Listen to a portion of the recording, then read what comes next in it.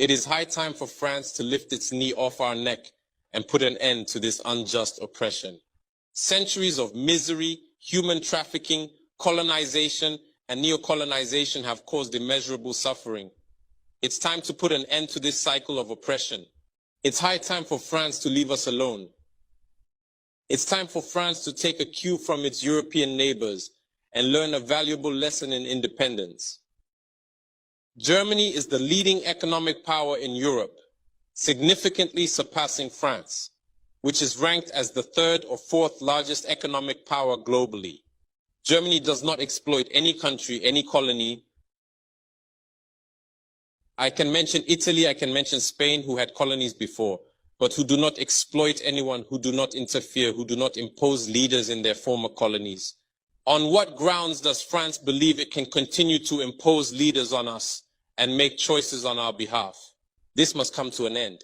And the emerging Africa, the African youth, the African elites, and the African diaspora all stand united in saying no, it cannot continue any longer.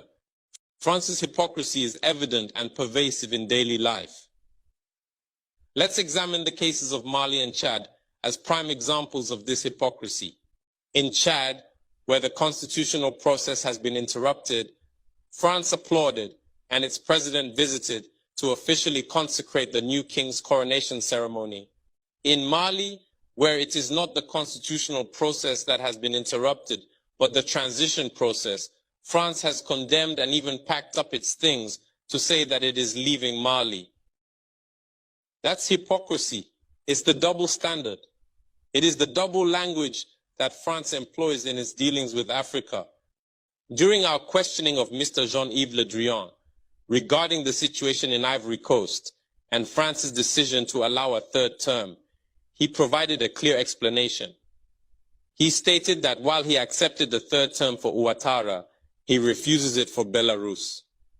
He emphasized that France has condemned the situation in Belarus and has actively encouraged the European Union to do the same.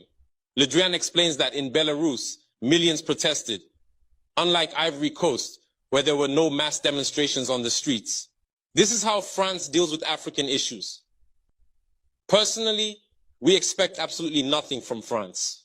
We desire her to cease meddling in our matters so that the people of Senegal can exercise their freedom of choice rather than being influenced by France's selection of a candidate using the tactics we are aware of. We begin by targeting individuals, adorning them with the Legion of Honor or a similar knightly rank, enlisting them in Masonic lodges, and informing them to prepare themselves as they will be next in line. Even the hypothesis that Macky Sall may not succeed, we know who is being prepared by France. This must come to an end. It will not occur in this manner any longer. Let's be clear. We have absolutely nothing against the French people. In France, both political and citizen voices are rising to hold and express the same discourse as the one I am currently presenting to you. For example, the deputies, such as Mrs. Frédérique Dumas, who regularly speaks on the platform of the Assembly, who regularly writes to the Minister of Foreign Affairs, since she is a member of the Foreign Affairs Committee, to raise this unfair behavior of France towards Africa, hold the same speech as us. The same Mr. Jean-Luc Mélenchon, Jean-Paul Lecoq, André Chassaigne, all deputies, hold the same discourse as us, and hundreds of other voices. The NGOs, like other non-profit organizations, are doing remarkable work in the same direction.